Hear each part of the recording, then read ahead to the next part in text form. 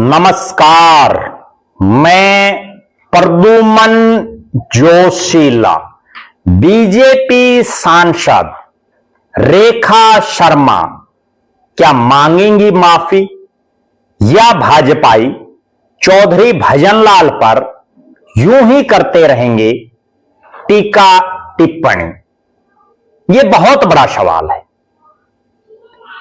पिछले कुछ एक घंटे से हरियाणा प्रदेश की राजनीति में हर तरफ इसी सवाल की चर्चा है कि हरियाणा का एक ऐसा नेता जो एक साधारण घर में पैदा होकर के प्रदेश की सबसे बड़ी कुर्सी पर ना केवल बैठा बल्कि देश की राजनीति में भी जिसका अपना एक नाम रहा, वो चौधरी भजनलाल, जिनके दो बेटे, एक बेटा फिलहाल कांग्रेस का विधायक पंचकुला से और दूसरे बेटे को ना एमएलए की टिकट मिली ना एमपी की टिकट मिली, लेकिन रहा है फिर भी बीजेपी में। कुलदीप बिश्नोई, रेखा शर्मा जो पंचकुला से संबंध रखती हैं, भारतीय जनता पार्टी की हरियाणा प्रदेश से राज्यसभा की सांसद हैं, देश के प्रधानमंत्री नरेंद्र मोदी के नजदीकियों में जो नजदीकी नेता हैं, विश्वास पात्र नेत्री हैं, उनमें वो शामिल हैं। रेखा शर्मा ने एक बयान दिया बीजेपी के पंचकुला से मेयर प्रत्याशी श्यामलाल बंसल के नामांकन से पहले जनसभा में, जिसमें उन्होंने स्पष्ट तौर पर कहा कि इस एरिया में भजनलाल और उनके बेटे चंद्रमोहन की बदमाशी थी। बदमाशी करके उन्होंने इलेक्शन जीते और इस बात के बाद चौधरी भजनलाल के समर्थकों में, उनके चाहने वालों में बड़ी भारी नाराजगी भी देखने को मिली। सोशल मीडिया पर भी बहुत सी टीका टिप्पणियां इस मामले पर आ रही हैं। लेकिन एक बड़ा एपिसोड इस मामले में यह हुआ कि जिस कांग्रेस के विधायक का नाम रेखा शर्मा ने लिया, यानी चंद्रमोहन, जो चौधरी भजनलाल के बेटे हैं, उन्होंने बाकायदा इसको बड़ा सीरियस लेते हुए और लीगल नोटिस भेज दिया है राज्यसभा सांसद रेखा शर्मा को। रेखा शर्मा ने जो पंचकुला में चंद्रमोहन और उनके पिता चौधरी भजनलाल की बदमाशी का जो जिक्र किया, किस बदमाशी से वो चुनाव जीतते थे, उसको लेकर के जो नोटिस भेजा, उसमें स्पष्ट कहा कि या तो 7 दिनों के भीतर माफी मांग लें वरना फिर न्यायालय की शरण लेंगे। यह चंद्रमोहन की तरफ से लीगल नोटिस दिया गया है। इसके अलावा चंद्रमोहन का बयान भी आया है जिसमें उन्होंने कहा है कि अगर कोई सूर्य देव की तरफ देखकर थूकता है तो थूक उन्हीं के मुंह पर गिरता है। चंद्रमोहन ने सांसद रेखा शर्मा को लीगल नोटिस भेजते हुए 7 दिन के अंदर माफी मांगने को कहा है। स्पष्ट तौर पर उन्होंने कहा है कि अगर 7 दिन में माफी नहीं मांगते तो चाहे उनको सुप्रीम कोर्ट तक लड़ाई लड़नी पड़े, लेकिन वो लड़ाई लड़ेंगे। चंद्रमोहन बिश्नोई ने कहा जिसको जितनी अक्ल होती है वो उतनी ही बात करता है। निश्चित रूप से चौधरी भजनलाल के ऊपर भाजपा पहले भी टीका टिप्पणी करते रहे हैं, लेकिन तब बिना नाम लिए किया था। मनोहर लाल खट्टर साहब ने एक किस्सा सुनाया था जो इंगित करता है कि भ्रष्टाचार को कैसे बढ़ावा नेता देते हैं, और उसमें उन्होंने बिना नाम लिए एक ऐसी स्टोरी सुनाई थी जो कहीं ना कहीं ऐसा प्रतीत हो रहा था और लोग भी ये मानने लगे थे कि ये उन्होंने चौधरी भजनलाल के संदर्भ में ही सुनाई है।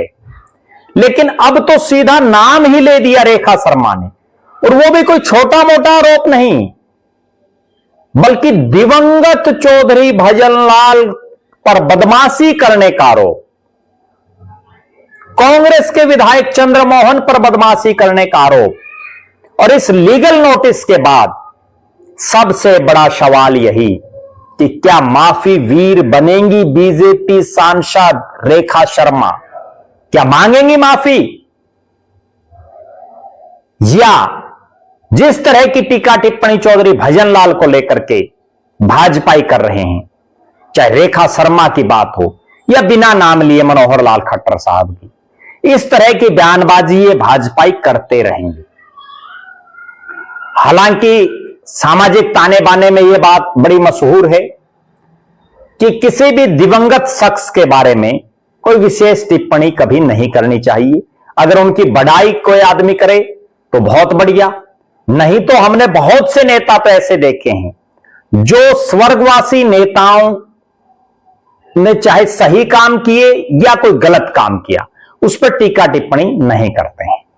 लेकिन नरेंद्र मोदी की इतनी विश्वास पात्र सांसद रेखा शर्मा, जो महिला आयोग की भी चेयरपर्सन रही, और उन्होंने जिस तरह की बयान चौधरी भजनलाल के बारे में दिया, निश्चित रूप से चंद्रमोहन बिश्नोई ने तो लीगल नोटिस भेज दिया, लेकिन कुलदीप बिश्नोई और भव्य बिश्नोई और नौवा के विधायक रणधीर पनिहार, जो चौधरी भजनलाल को अपना आदर्श भी मानते हैं, वो इस मामले में क्या करेंगे, इस पर सभी की निगाहें हैं।